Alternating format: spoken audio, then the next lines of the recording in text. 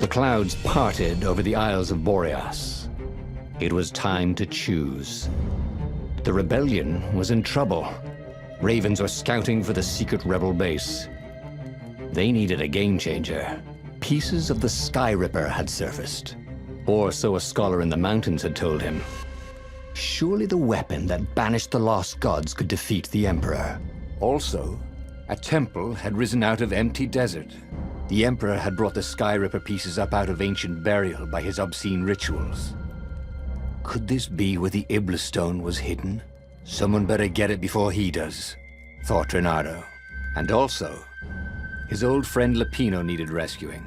Of course, Renato had a pretty strong suspicion that Lapino had betrayed the rebellion. But could Renato really leave an old friend to the Ravens? The island was windswept desert. No one went there except ostriches and ostrich hunters. The Iblis stone.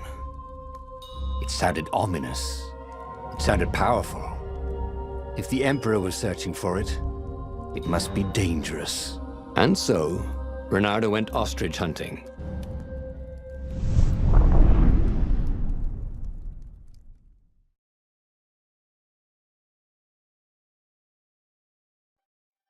Every child could sing verses about the Sky Ripper, but ancient codices held hints of other things. A stone that ate souls, a ruby that drank blood, a jewel only a righteous man could give away. Were all these things the Iblis stone? Long hidden in a buried temple? Another ancient item that was only resurfacing now? Drawn up from the deeps by the Emperor's horrific rituals? Odd that they never locked these things.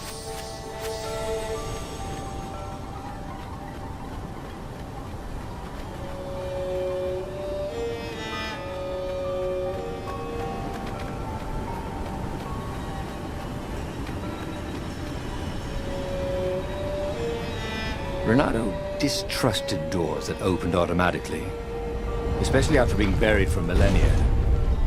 Was this some sort of trap?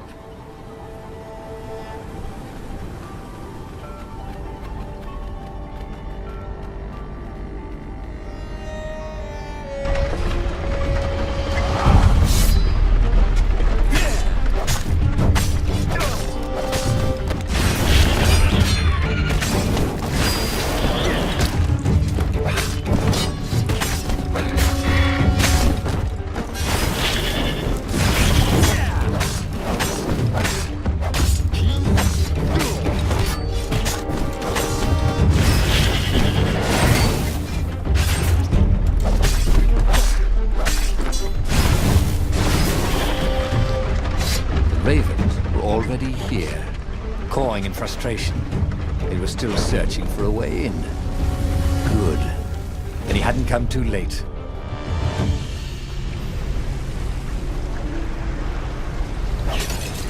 Sometimes, Renato really hated inanimate objects.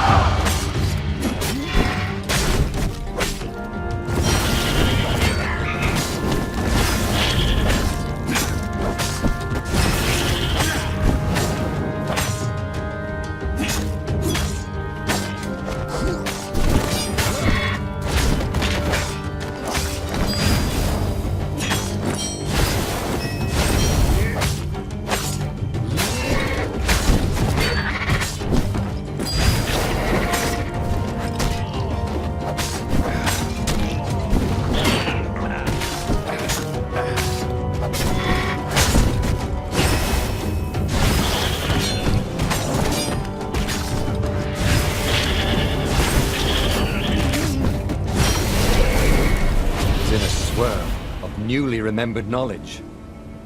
He needed to focus.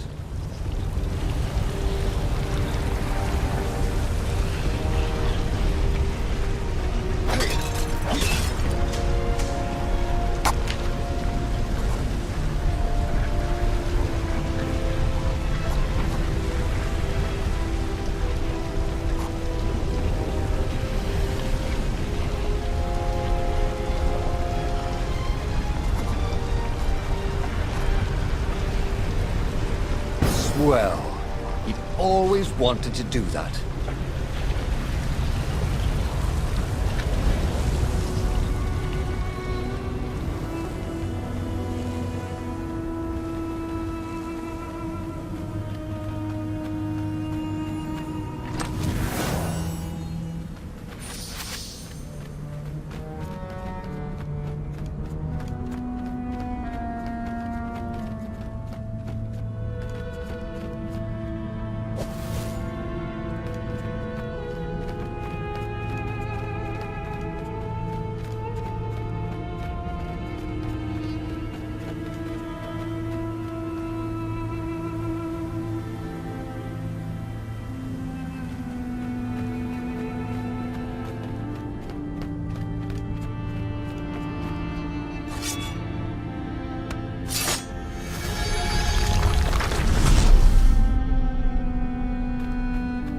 What was really fun was hooking yourself onto a moving ship.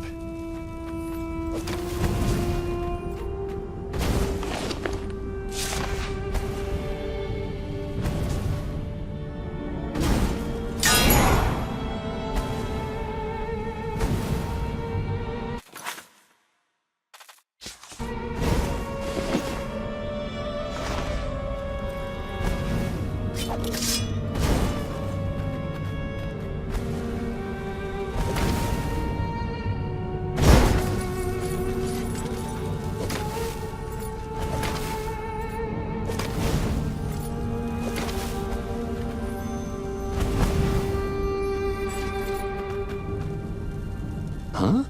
A lever? That was new. Most people still use doorknobs.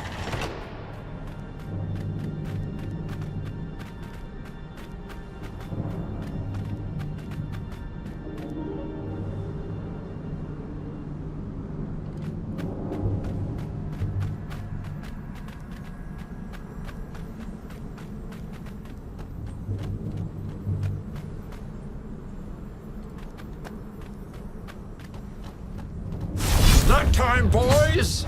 Caught the lead, Raven.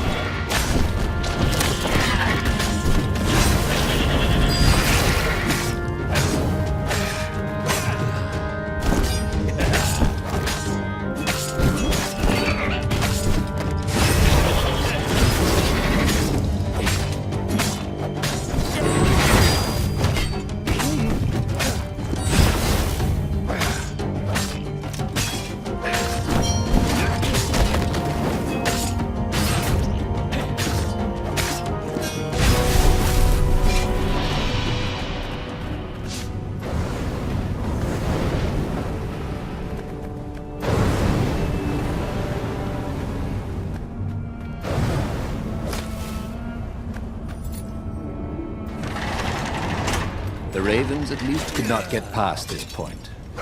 Obviously, the temple builders knew how to deal with tomb raiders.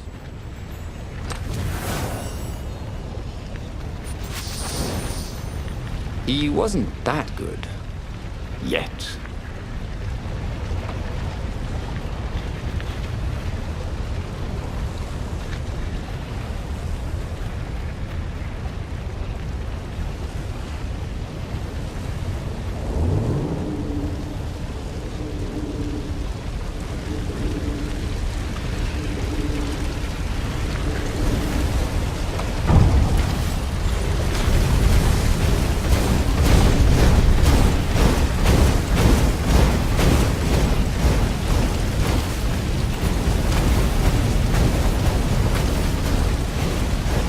This couldn't be good for global warming.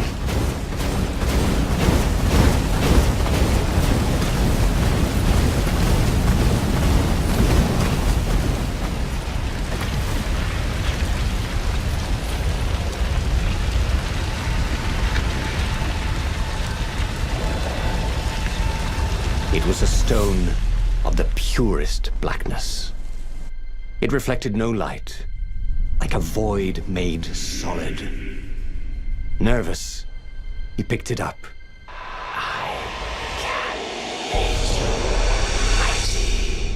Who said that? It was the stone. Eager. Thirsty. Kill the Emperor's daughter.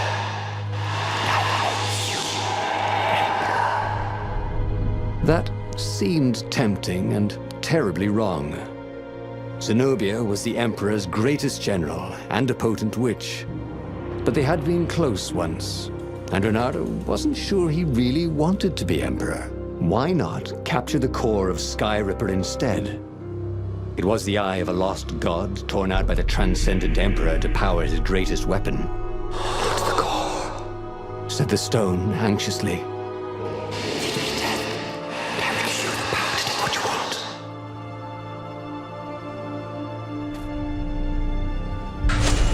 The stone bothered him. He hated being told what to do. Wasn't that why he joined the rebellion? Wasn't that why he'd refused to be a soldier? He'd agreed to come on board only if he could freelance. The stone felt a bit clingy.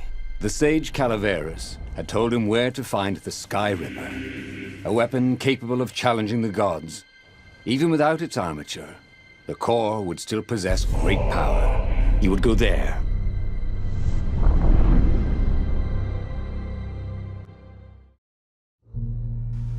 The moment he landed the Farfarer, Reynardo had a rare feeling of regret. It's not too late, he thought. He could turn around and sail for Zenobia's island. He frowned. Wait a minute. He didn't want to kill Zenobia, did he? Sure, technically she was the enemy, but they'd been at sword food school together. They'd never been lovers, but somehow they'd been closer. She'd told him every secret about herself, except the biggest one, that she was the Emperor's daughter. No, kill Zenobia, whispered the stone, before it's too late.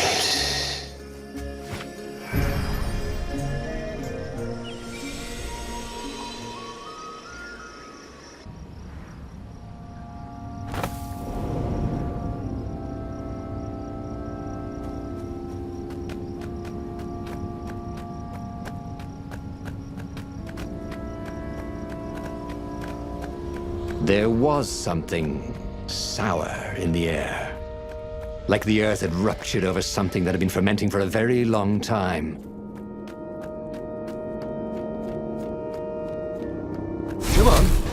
One fox, no waiting.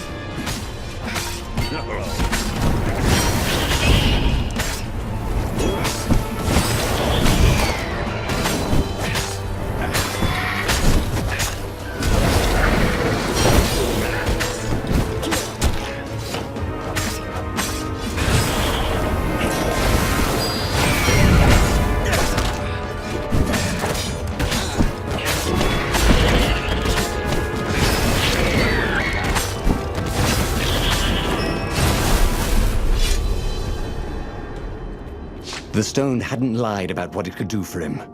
With each raven he cut down, he felt a jolt of power flowing into his arm. You're weak, whispered the stone. The core will kill you. Are you afraid of it? No, don't be ridiculous. It chuckled. But it's unstable. It will poison you if so much as carry it. And if you try to use it, it will explode catastrophically. Reynardo did not trust rocks that talked in his head. He went onwards.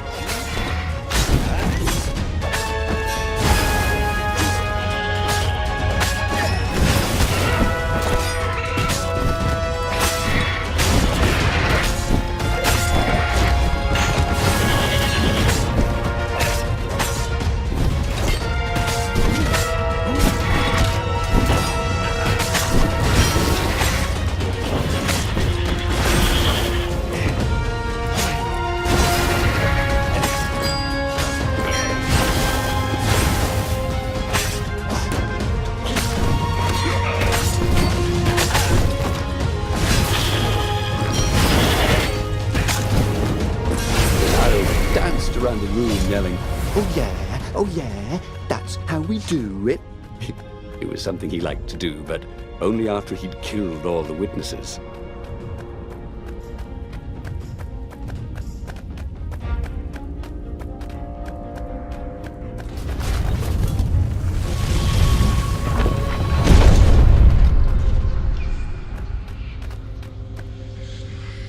As he approached the core, the stone became hysterical.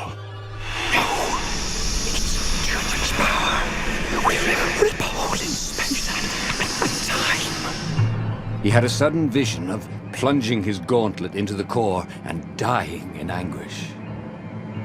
That wasn't his vision, was it? The stone had sent him its darkest fears, hadn't it? He had a sudden impulse to do exactly that. He raised his right fist and plunged it into the core. There was a rush of light. He thought he could hear the stone screaming. And then he passed out. When Renato came to, the core was gone. But the Iblis stone was no longer black, but glowing with a blue light. And it was silent. "I can't hear you," he sang out, and "You?" It didn't answer. "Ha!" he said. He had defeated the demonic gem with the power of his mind. He felt invincible. It was time to attack the Imperial outpost on the Nexus. Take the battle to the enemy. But among the huge crystals, there was also an observatory. A wise man would probably ask the scientists exactly what he had first. How wise was he?